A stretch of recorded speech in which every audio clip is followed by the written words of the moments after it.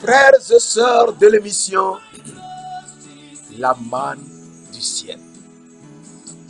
La manne jaillit abondamment du ciel et nous donne la lumière de notre Seigneur Jésus-Christ.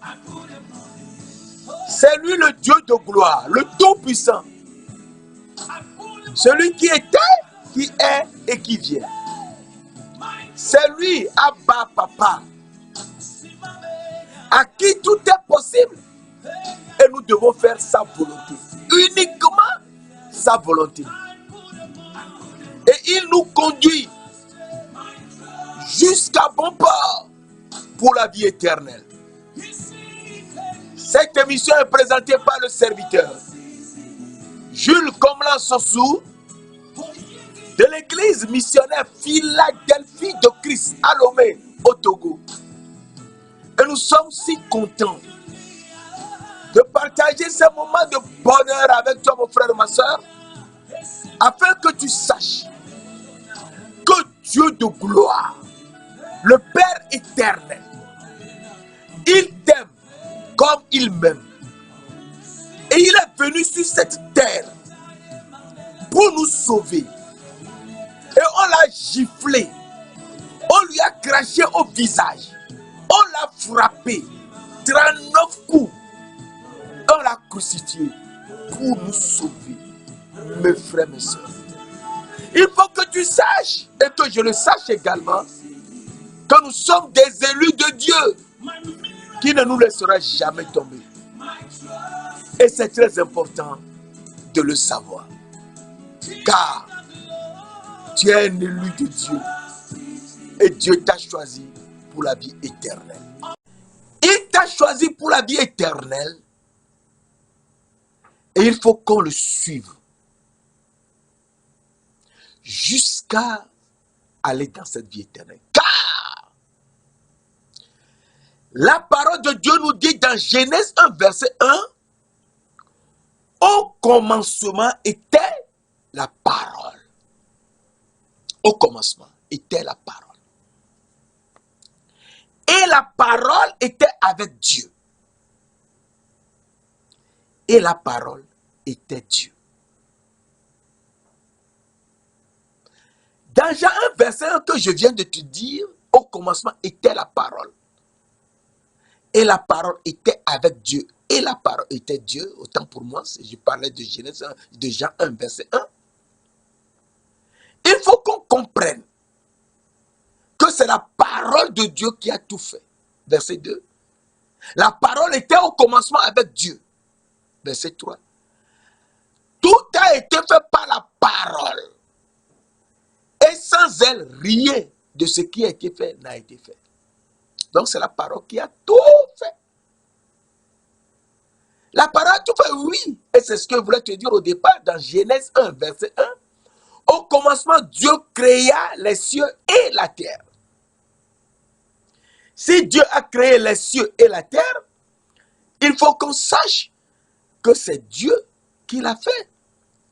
Et donc, il a créé les cieux et la terre. Où était-il en créant les cieux et la terre? Et je t'avais dit la dernière fois qu'il était dans les cieux des cieux. Alors nous voyons cela aujourd'hui dans Deutéronome 10, verset 14. Deutéronome 10, verset 14.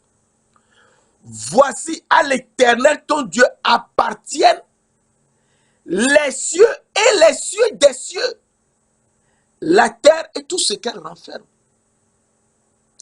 Voici à l'Éternel ton Dieu appartiennent les cieux et les cieux des cieux, la terre et tout ce qu'elle renferme. Et donc, nous comprenons que c'est Dieu qui a tout fait. Et il faut qu'on le suive. Parce que si on ne le suit pas, on est perdu. Dans Néhémie 9, verset 6, je te complète cela. Dans Néhémie 9, verset 6, la parole de Dieu, c'est toi éternel, toi seul, qui a fait les cieux des cieux et toute leur armée, et tout ce qui est sur elle, les mers et tout ce qu'elle renferme. Tu donnes la vie à toutes ces choses et l'armée des cieux se prosterne devant toi. Et donc, c'est Dieu, l'Éternel, qui a fait les cieux des cieux, les trois cieux au-dessus de nos têtes, et la terre, et tout ce qu'elle renferme. Donc, il faut qu'on comprenne que Dieu a fait les trois cieux qui sont au-dessus de nos têtes par sa parole. Psaume 30, verset 6, Psaume 33, verset 6, que j'aime te rappeler souvent, Psaume 33, verset 6, qui est très important. Parce que s'il y a de ces versets, si on ne les connaît pas, c'est grave. Les cieux ont été faits par la parole de l'Éternel. Et toute leur armée par le souffle de sa bouche. Et donc, nous comprenons que les cieux ont été faits par la parole de l'Éternel. Et toute leur armée par le souffle de sa bouche. Donc, les trois cieux qui sont dessus de nos têtes et que Dieu nous a montré dans 2 Corinthiens 12, verset 3, 2 Corinthiens 12, verset 3, verset 2 même, on peut aller. Paul nous dit, je connais un homme en Christ qui fut il y a 14 ans ravi jusqu'au 3e ciel. Donc il y a un 3e ciel, donc Paul était arrivé jusqu'au 3e ciel. Et au niveau du 3e ciel, il a vu les cieux qui étaient devant lui, qui étaient tellement grands qu'il a dit, s'il ne sait pas si c'est dans son corps ou si c'est hors de son corps. Oui, ce n'est que lorsqu'il était arrivé au niveau du 3e ciel qu'il a vu là même où se trouvait le Dieu de gloire, le Tout-Puissant, le Seigneur Jésus-Christ. Les cieux des cieux. Et donc, nous comprenons que c'est l'éternel Dieu qui est Jésus-Christ. C'est lui Dieu qui a tout fait. Il a tout fait. Il a tout créé. Et nous avons vu la dernière fois que c'est lui qui a tout créé. Et donc, à partir de là, nous devons nous poser la question de savoir si c'est lui qui a tout créé, c'est lui qui nous a créés. Oui, c'est lui, Dieu, qui nous a créés. Alors nous lisons dans Deutéronome 32, verset 6, qui est un verset très important. Est-ce l'Éternel que vous rendez responsable, peuples insensés et dépourvus de sagesse? N'est-il pas ton Père et ton Créateur? Donc Dieu est notre Père et notre Créateur. N'est-il pas ton Père et ton Créateur? N'est-ce pas lui qui t'a formé et qui t'a affermi? Donc c'est Dieu qui est notre Père et notre Créateur. C'est lui qui a tout créé. Oui. Et il nous montre que c'est lui qui est le Père éternel. C'est lui qui a tout créé. C'est lui le Père. C'est lui le Créateur. Ésaïe 54, verset 5 nous dit, car ton Créateur est ton époux. L'Éternel des armées est son nom. Ton Rédempteur est le Saint d'Israël. Il est le Saint d'Israël. Il se nomme Dieu de toute la terre. Donc notre Créateur est notre époux. C'est le seul Père et c'est lui, le Père, notre Père et notre Créateur. Et notre Père et notre Créateur, il est le seul. Le seul Père et le seul Créateur. Oui, il est le seul Père. Malachie 2, verset 10 nous dit, Malachie 2, verset 10. Dieu, Malachie 2, n'avons-nous pas un seul Père? N'avons-nous pas un seul Père? N'est-il pas, n'est-ce pas un seul Dieu qui nous a créés? Oui, nous avons un seul Père. C'est lui qui nous a créés. Et ce seul Père qui nous a créés, c'est Jésus-Christ. Mes frères, mes sœurs, il faut qu'on soit réveillés. Il faut qu'on soit réveillés, sinon on ne peut jamais comprendre la volonté de Dieu et ce qu'il veut nous faire. Et donc il nous faut la parole de Dieu. En ce moment où, sur les réseaux sociaux, partout, c'est des blagues, des amusements, des paroles de l'homme. Oh, la parole de Dieu ne peut jamais nous permettre d'aller au ciel, jamais. Ça peut nous permettre de rester sur la terre, de dire que nous sommes riches, nous sommes bien.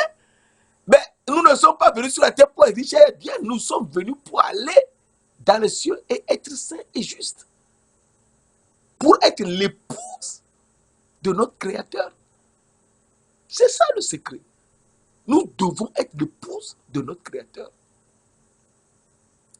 Alors, la parole de Dieu nous dit dans Éphésiens 2, verset 10. Vous avez vu tout à l'heure, notre Père est notre Créateur. Nous voulons savoir vraiment qui est notre Père et notre Créateur. Dans Éphésiens 2, verset 10, la parole de Dieu nous dit, car nous sommes son ouvrage, ayant été créés en Jésus-Christ pour de bonnes œuvres que Dieu a préparées d'avance afin que nous les pratiquions. Je répète, car nous sommes son ouvrage, l'ouvrage de Dieu, le Père, ayant été créés en Jésus-Christ pour de bonnes œuvres que Dieu a préparées d'avance afin que nous les pratiquions.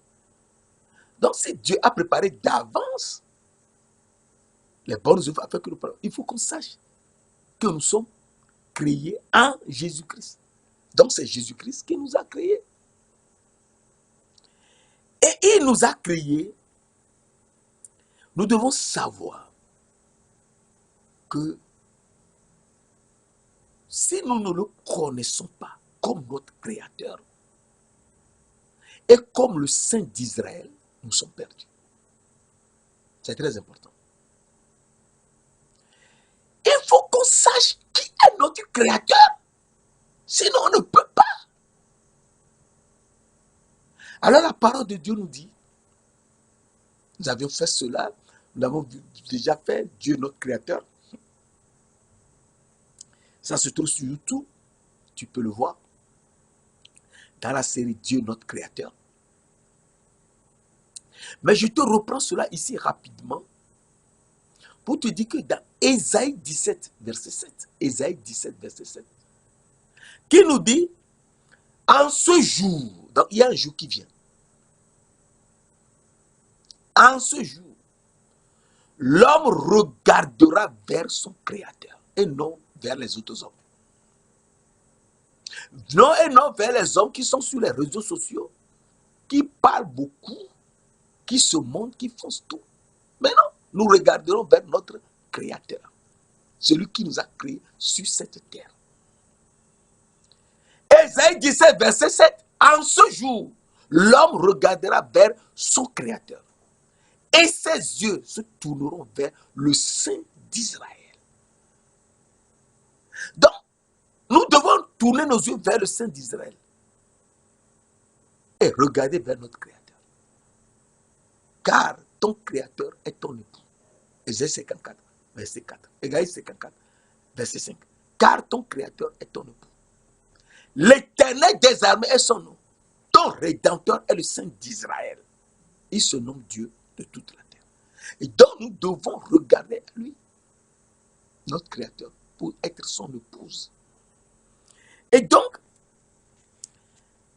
Jésus-Christ est le Saint d'Israël qui est venu jusqu'à nous sur cette terre.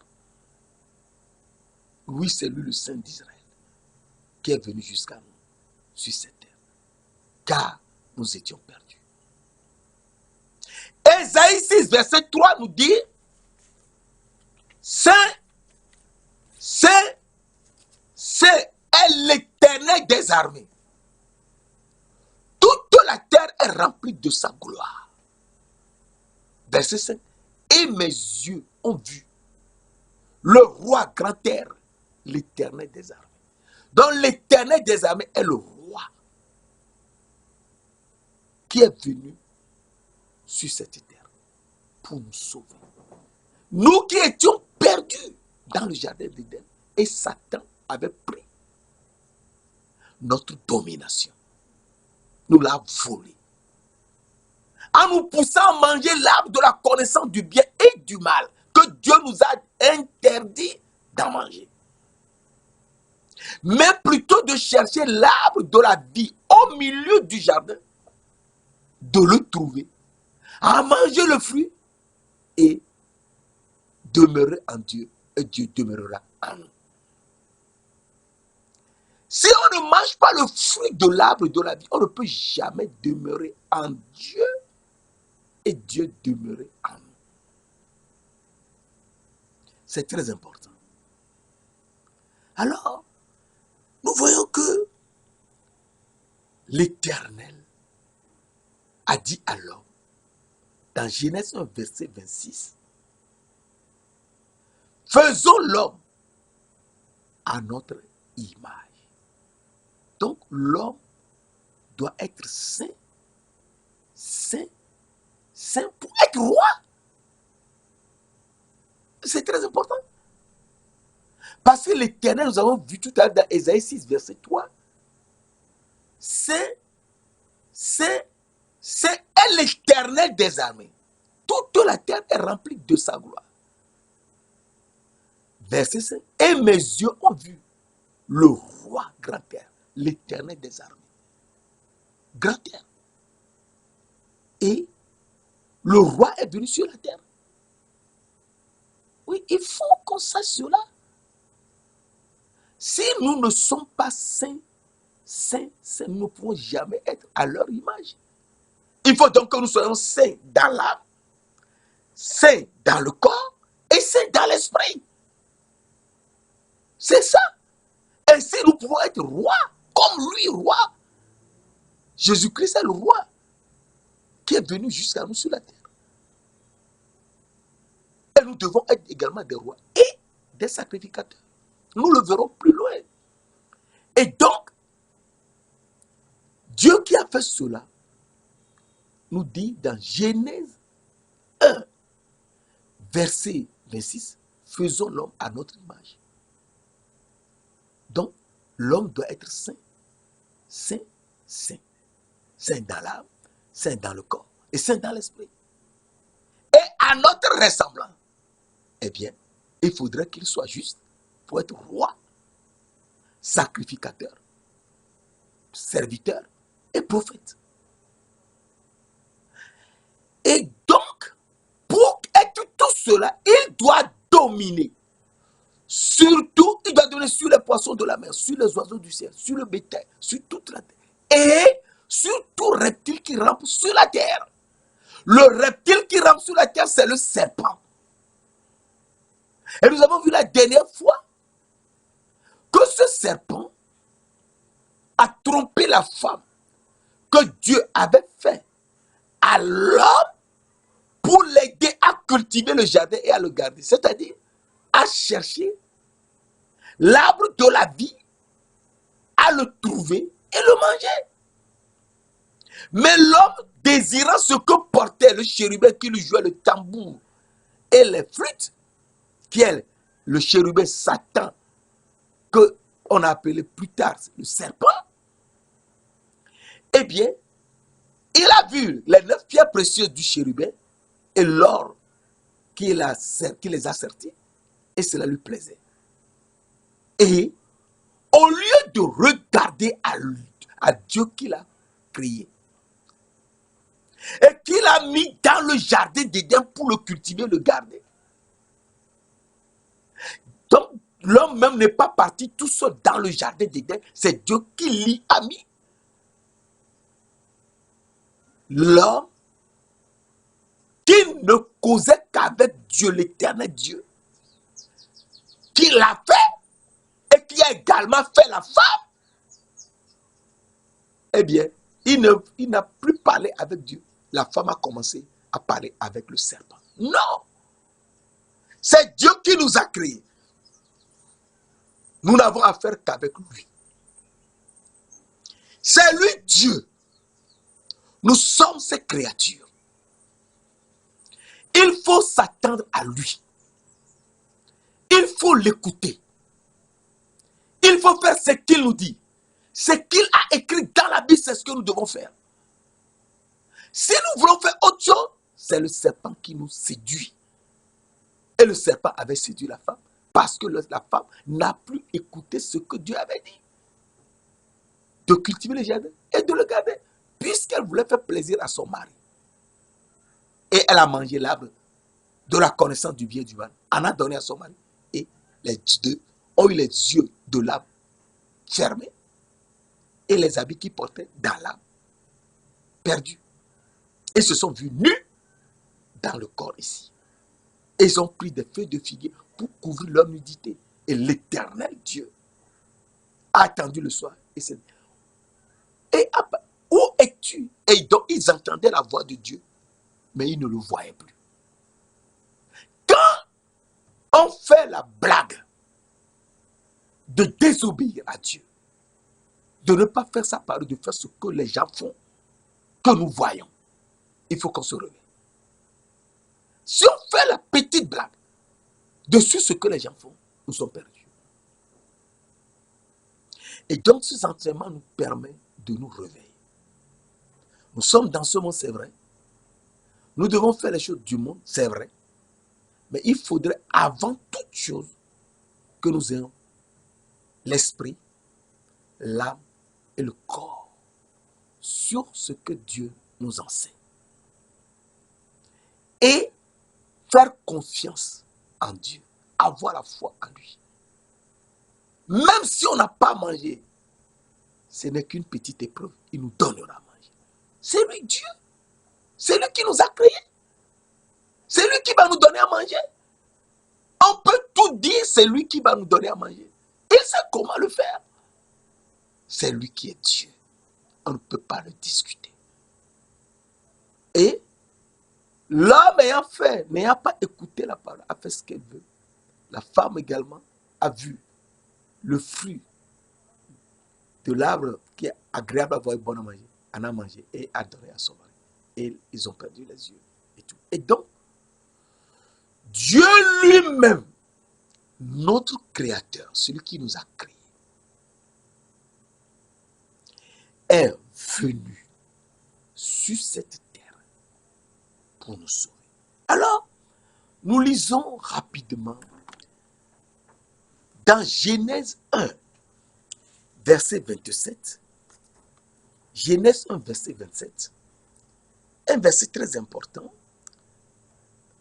qui nous permet de nous situer afin de comprendre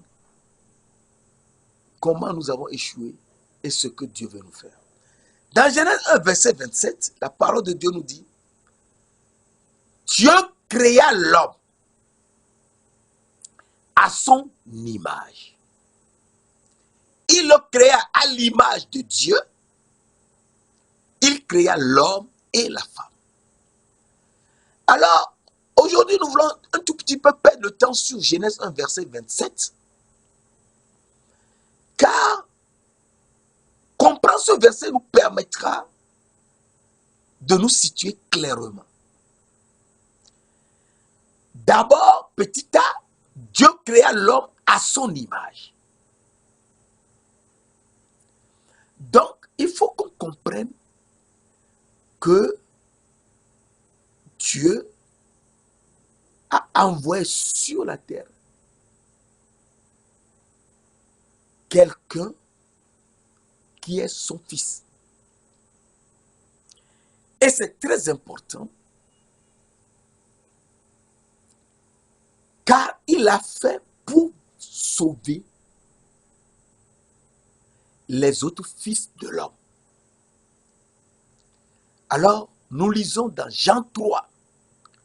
Jean 3, verset 13. Jean 3, verset 13. Un verset tellement important. Jean 3, verset 13 nous dit: personne n'est monté au ciel si ce n'est celui qui est descendu du ciel, le Fils de l'homme qui est au ciel. Personne n'est monté au ciel si ce n'est celui qui est descendu du ciel, le Fils de l'homme qui est dans le ciel. Donc il y a dans le ciel un homme. Son Fils est descendu sur la terre.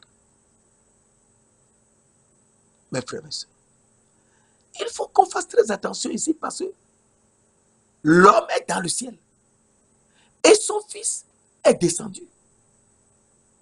Personne n'est monté au ciel si ce n'est celui qui est descendu du ciel, le Fils de l'homme qui est dans le ciel. Donc il y a un homme dans le ciel. Son Fils est venu sur la terre. Verset 14. Et comme Moïse éleva le serpent dans le désert, il faut de même que le Fils de l'homme soit élevé. Cela veut dire que Moïse avait élevé le serpent dans le désert lorsque le serpent mordait les fils d'Israël et les gens mouraient.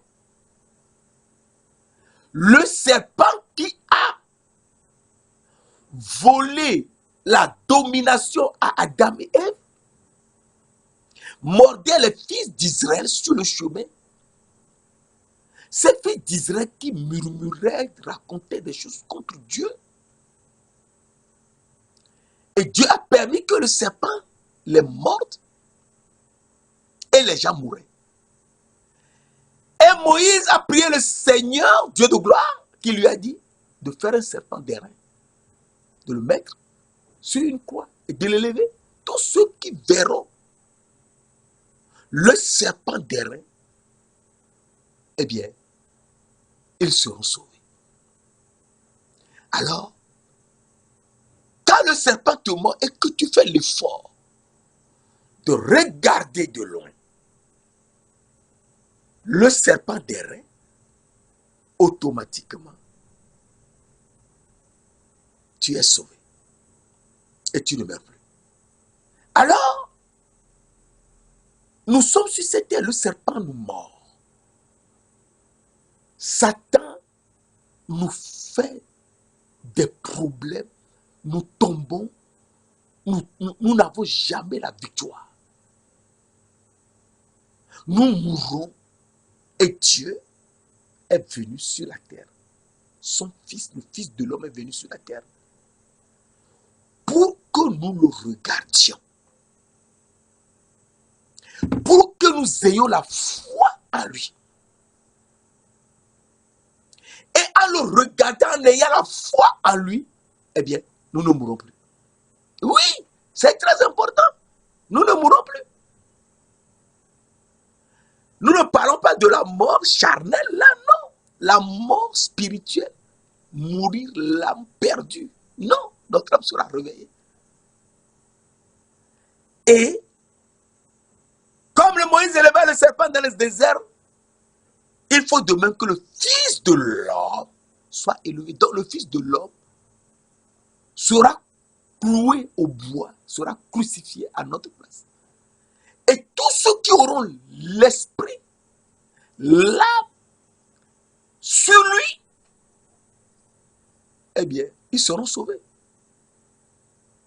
Ils seront sauvés parce qu'ils seront renouvelés. Ils auront un autre corps. Ils seront renouvelés. Afin que quiconque croit en lui, il faut avoir la foi en lui, et la vie éternelle. Donc on ne peut avoir la vie éternelle qu'en croyant au Fils de l'homme. Car Dieu a tant aimé le monde qu'il a donné son Fils unique. Afin que quiconque croit en lui ne périsse point, mais qu'il ait la vie éternelle. Donc, nous comprenons que le Fils de l'homme est venu.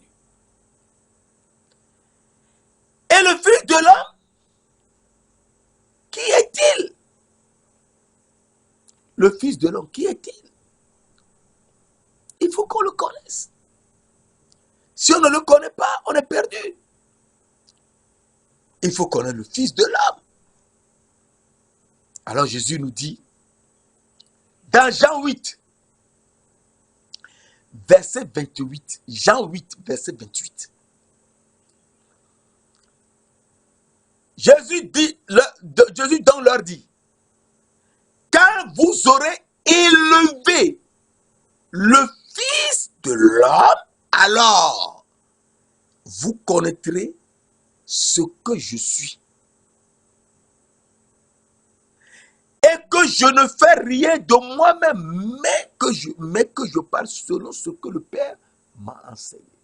Là, ce verset est extraordinaire. Jean 8, verset 28. Jésus donc leur dit, quand vous aurez élevé le Fils de l'homme, alors vous connaîtrez ce que je suis, c'est-à-dire qui je suis. C'est lui je suis. C'est Jésus qui est je suis. Vous connaîtrez que je suis. On a mis ce dedans, mais c'est normalement on doit pas écrire ce que je suis, on doit dire qui je suis. Je suis, oui, il est celui je suis. Ah, c'est lui je suis, oui. Dans Exode 3, verset 14 et 15, nous aurons l'occasion de l'enseigner un peu plus loin. Lorsque Dieu est apparu à Moïse, Moïse lui dit, dans Exode 3, verset 13 à 15, c'est très important. Moïse dit à Dieu, j'irai donc vers les enfants d'Israël et je leur dirai, le Dieu de vos pères m'envoie vers vous. Mais s'ils me demandent, quel est son nom? Que leur répondrai-je? Quel est le nom de Dieu d'Israël? Moïse a posé la question à Dieu. Sur la montagne. Lorsque Dieu lui était apparu. Dieu dit à Moïse, verset 14. Dieu dit à Moïse, je suis celui qui suis. Et il ajouta, c'est ainsi que tu répondras aux enfants d'Israël. Celui qui s'appelle je suis. Celui qui s'appelle je suis m'a envoyé vers vous. Verset 15. Dieu dit à moi, tu parleras ainsi aux enfants d'Israël. L'Éternel, le Dieu de vos pères, le Dieu d'Abraham, le Dieu d'Isaac et le Dieu de Jacob, m'envoie vers vous. Voilà mon nom pour l'éternité. Je suis est mon nom pour l'éternité. Voilà mon nom de génération en génération. Les 1000 générations que Dieu donne, c'est son nom pour ça, pour l'éternité, de génération en génération.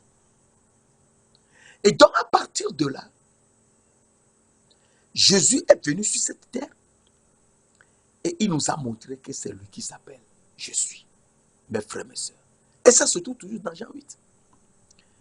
Dans Jean 8, pourquoi nous venons de lire tout à l'heure, verset 28, où il a dit, lorsque vous aurez élevé le Fils de l'homme, alors vous connaîtrez que je suis.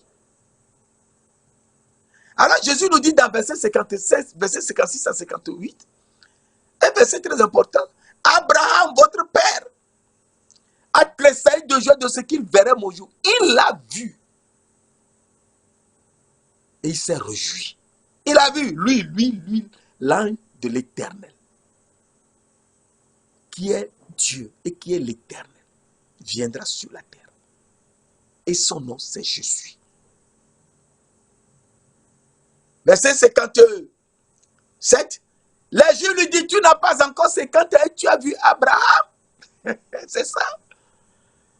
Verset 58. Jésus leur dit, en vérité, je vous le dis, Abraham fut, je suis. C'est lui, je suis. Pour l'éternité de génération en génération. Je suis. Et c'est très important de savoir que c'est lui, je suis. Et je suis est venu sur la terre. Et il est venu sur la terre pour nous montrer qu'il est le Fils de l'homme. Oui, il est le Fils de l'homme. Et savoir que c'est lui le Fils de l'homme. Alors lui-même nous dit, dans Matthieu 16, verset 13, lui-même Jésus nous dit dans Matthieu 16, verset 13. Et c'est très important. Car quand lui-même dit, c'est autre chose. Dans Matthieu 16, verset 13, la parole de Dieu nous dit, Jésus étant arrivé dans le territoire de Césarée de Philippe, demanda à ses disciples, Jésus demanda à ses disciples, qui dit-on que je suis? Moi, le Fils de l'homme. Alléluia. Jésus, arrivé dans le territoire de Césarée de Philippe, demanda à ses disciples, qui dit-on que je suis? Moi, le Fils de l'homme. Donc lui-même a dit qu'il est le Fils de l'homme. Alors, tout le monde est troublé. Certains ont dit, tu es Esaïe, tu es Jérémie. Et vous, qui dites-vous que je suis? Moi, le Fils de l'homme. Alors, mes frères, mes sœurs, il faut qu'on réfléchisse. Et savoir que le Fils de l'homme est venu à nous et est l'image de Dieu. Dieu créa l'homme à son image. Donc, Dieu est l'homme dans le ciel. Il a envoyé son Fils, donc créé à son image. Et ce Fils créé à son image est venu pour nous sauver. Le Fils de l'homme est venu pour nous sauver. Alors nous lisons dans Luc 19, verset 10. Luc 19, verset 10, nous dit, car le Fils de l'homme est venu chercher et sauver celui qui était perdu. Si tu sais que tu es perdu et que le Fils de l'homme te cherche, laisse-toi trouver. Suis-le. Donne-toi à lui. Comme nous autres, nous l'avons fait. Nous ne mourrons jamais de faim. Il nous donne toujours à manger. Il nous donne à nous habiller. Tout, il nous fait tout. Crois-le. Et la foi. C'est ça qui est le problème de nous les hommes. Nous n'avons jamais la foi. Il faut avoir la foi. C'est lui Dieu. On était petits, on n'avait rien. Aujourd'hui, on est quelqu'un. C'est lui qui fait tout. Alors, quand le Fils de l'homme est venu chercher et sauver celui qui était perdu. Si tu sais que tu es perdu, suis-le. Il est venu te chercher et te sauver comme il a fait pour moi. Il le fera pour tous ceux qui viendront à lui. Alors, le Fils de l'homme est venu. Et donc, nous comprenons que sans lui, nous ne pouvons rien. Non, nous ne pouvons rien. Nous ne pouvons rien. C'est lui qui est venu pour nous sauver. Alors, dans Luc 9 toujours, verset 56, car le Fils de l'homme est venu non pour perdre les âmes des hommes, mais pour les sauver. Il est venu non pour perdre notre âme, mais pour nous sauver. Et il est venu lui-même, le Fils de l'homme est venu en tant qu'âme pour nous sauver. C'est ça. Le Fils de l'homme est venu en tant qu'âme pour nous sauver. Luc 9, verset 56, car le Fils de l'homme est venu non pour perdre les âmes des hommes, mais pour les sauver. C'est ça. Hébreux 10, verset 38-39 nous dit, car mon juste vivra par la foi. C'est la foi, il faut avoir la foi en lui. Sinon tu es perdu. Car mon juste vivra par la foi. Mais s'il se retire, mon âme, Dieu qui parle de son âme, mon âme ne prend pas plaisir en lui. Verset 39. Nous ne sommes pas de ceux qui se retirent pour se perdre, pour perdre leur âme, mais de ceux qui ont la foi pour sauver leur âme. Il faut avoir la foi pour sauver son âme. Et donc, Jésus est venu et il veut nous montrer que sans lui, nous ne pouvons rien. Oui, c'est important. Sans lui, nous ne pouvons rien. Car le Fils de l'homme est venu, non pour être servi, mais pour servir et donner sa vie pour la rançon de plusieurs. Et c'est très important cet aspect. Le Fils de l'homme, Dieu créa l'homme à son image. Et l'homme qu'il a créé à son image est le Fils de l'homme. Et le Fils de l'homme est venu pour chercher et sauver celui qui était perdu.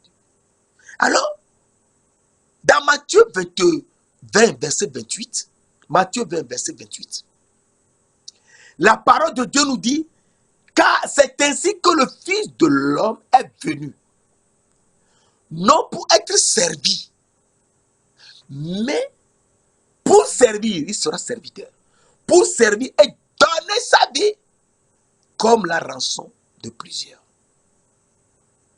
Il est venu, le Fils de l'homme est venu, non pour être servi, bien qu'il soit Dieu, il est venu non pour être servi, mais pour servir, il sera le serviteur. Il sera le serviteur.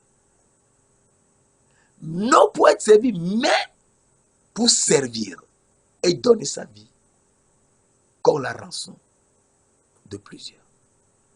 Et donc, le Fils de l'homme est venu pour servir. Oui, il est venu pour servir. Alors, nous lisons rapidement dans Acte 3. Acte 3, verset 26. C'est à vous, premièrement, que Dieu, ayant suscité son serviteur, l'a envoyé pour vous bénir, en détournant chacun de vous de ses iniquités. Et donc, il a payé la rançon pour chacun de nous, en détournant de nos iniquités. Et il s'est laissé arrêter, lui le Fils de l'homme, pour nous sauver. Mes frères, mes sœurs, il faut qu'on soit réveillé. Parce que ce que Dieu nous fait est tellement grand que il nous dit, lui, le Fils de l'homme, sera crucifié pour nous. Il sera crucifié pour nous donner son sang, afin que notre âme revive et ensuite nous laver avec l'eau sortie de son corps à la croix et nous transformer complètement. Alors, le dernier verset que nous allons voir sur le Fils de l'homme est un verset très important. Pour qu'on réfléchisse sur lui, le Fils de l'homme. Dieu créa l'homme à son image. Seulement, Genèse 1, verset 27. Nous voyons la première partie A. Partie A. Dieu créa l'homme à son image. L'homme qu'il a créé à son image, c'est le Fils de l'homme. Grand F. Alors, nous lisons dans Matthieu 26, verset 2, 1, 2, lorsque Jésus achevait tous ses discours, il dit à ses disciples, verset 2, vous savez que la Pâque a lieu dans 2 jours et que le Fils de l'homme sera livré pour être crucifié. Ah. Donc, c'est le Fils de l'homme qu'on va crucifier. Oui, le Fils de l'homme sera crucifié. Au bois, oui, comme on l'avait vu dans Jean 3, verset 14 et 15, comme Moïse éleva le serpent dans le désert. Il faut de même que le Fils de l'homme soit élevé, donc crucifié, afin que quiconque croit en lui ait la foi en lui, ait la vie éternelle. Donc le Fils de l'homme sera crucifié. Donc le Fils de l'homme est venu sur la terre pour être crucifié à notre place. C'est ça qui est important. Matthieu 26, verset 1, 2, c'est très important. Lorsque Jésus achevait ses discours, il dit à ses disciples, vous savez que la Pâque a lieu dans 2 jours. C'était jeudi. A lieu dans 2 jours. Et que le Fils de l'homme sera crucifié. Sera livré et crucifié. Il sera livré et crucifié. Donc le Fils de l'homme est venu pour être crucifié, élevé au bois, afin que par son sang, il nous transforme. Mes frères, mes sœurs, il faut qu'on soit réveillé. Si on n'est pas réveillé, on est perdu. Parce que la parole de Dieu est telle que ce n'est que lui-même qui peut nous sauver. Et il nous dit, c'est très important, que quand on va le crucifier, il va mourir, mais le 3e jour, il va ressusciter. Oui, il va ressusciter. Le 3e jour, le Fils de l'homme va ressusciter, oui. Alors, dans Marc 8, verset 31, Marc 8, verset 31,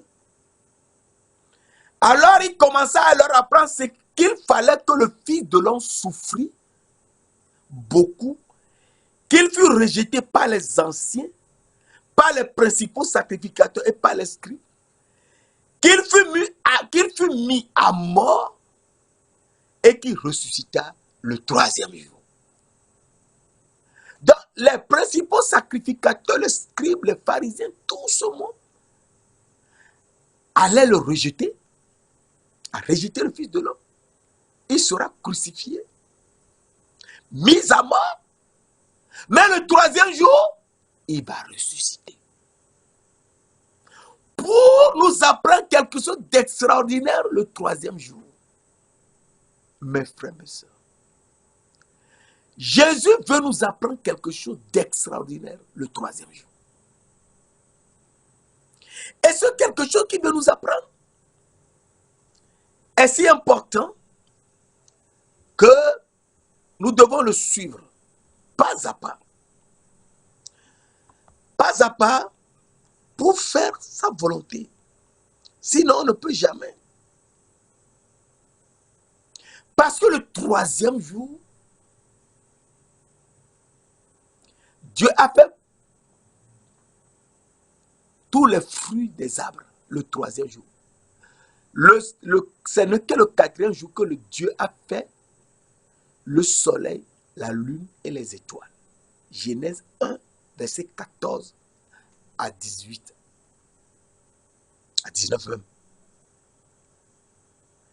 Et le 3e jour, Genèse 1, verset 11 à 13, on peut lire ça rapidement. Genèse 1, Genèse 1, pardon, verset 11 à 13. La parole de Dieu nous dit, puis Dieu dit, que la terre produise de la verdure, de l'herbe portant de la semence, des arbres fruitiers, donnant du fruit selon leur espèce et ayant en eux leur semence sur la terre. Et cela fut ainsi.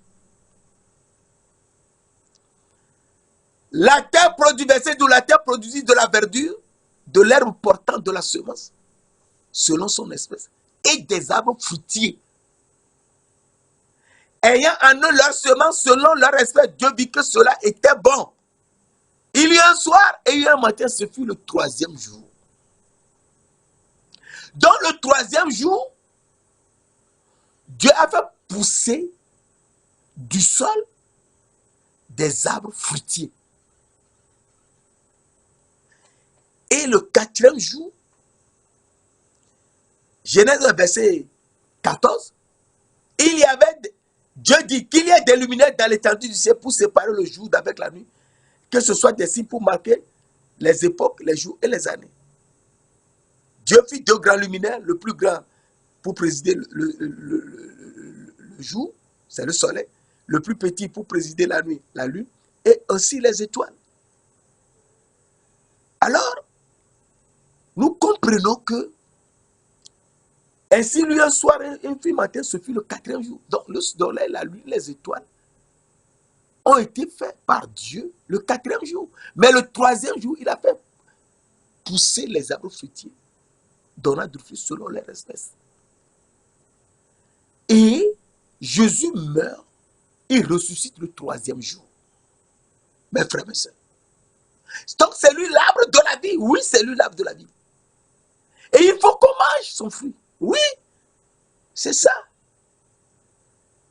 Le Fils de l'homme doit ressusciter le 3e jour. Et le 3e jour, quand il va ressusciter, eh bien, il va nous donner quelque chose d'extraordinaire. Je te montre cela et on verra la suite la prochaine fois. La suite, Genèse 1, verset 27, partie B. On a vu que Dieu créa l'homme à son image. Partie B, il le créa à l'image de Dieu. Comment? L'homme, le Fils de l'homme est créé à l'image de Dieu. Parce qu'il n'y a que le Fils de l'homme seul qui soit à l'image de Dieu. Il n'y a pas d'homme, Fils de l'homme, petit f, qui soit à l'image de Dieu. Non, il n'y a personne. Il n'y a que le Fils de l'homme, grand f, seul qui est à l'image de Dieu. Nous le verrons la prochaine fois. Mais pour le moment, nous voyons le fruit de l'arbre du 3e jour. Jésus est ressuscité le 3e jour. Il est l'arbre de la vie dont nous devons manger le fruit pour exister. Alors je te montre cela avant que nous ne revenions après. Dans Genèse 1, toujours verset 29, et Dieu dit, c'est le 10e Dieu dit. Le 10e Dieu dit. Tout comme Dieu a donné les 10 commandements. Et Dieu dit, voici, je vous donne toute herbe portant de la semence et qui est à la surface de toute la terre. Et tout arbre ayant en lui du fruit d'arbre, comme on avait vu dans Genèse 1, verset 11 à 13. Et ayant en lui du fruit d'arbre et portant de la semence, ce sera votre nourriture. Ce sera votre nourriture. Donc, notre nourriture, c'est l'arbre de la vie qui est poussé le 3e jour. Et Jésus étant ressuscité le 3e jour, il nous donne son corps à manger. C'est lui, l'arbre de la vie, que nous devons manger pour être libérés de tout et avoir les yeux de l'âme bien ouverts. Saint-Esprit, Esprit du Dieu vivant, Esprit de Dieu, Esprit 3 fois saint, nous te louons, nous te bénissons et nous t'adorons. Nous te donnons gloire et adoration. Car c'est toi qui nous conduis. C'est toi qui nous montres ce qu'il faut faire. Enseigne-nous. Enseigne-nous tout ce que Jésus-Christ a dit avant de partir. Tu es l'esprit de la vérité. Conduis-nous. Enseigne-nous les paroles de notre Seigneur Jésus-Christ, afin que nous soyons réveillés et que nous revenions à lui. Merci d'ailleurs de nous l'avoir fait au nom précieux de notre Seigneur Jésus-Christ de Nazareth. Amen.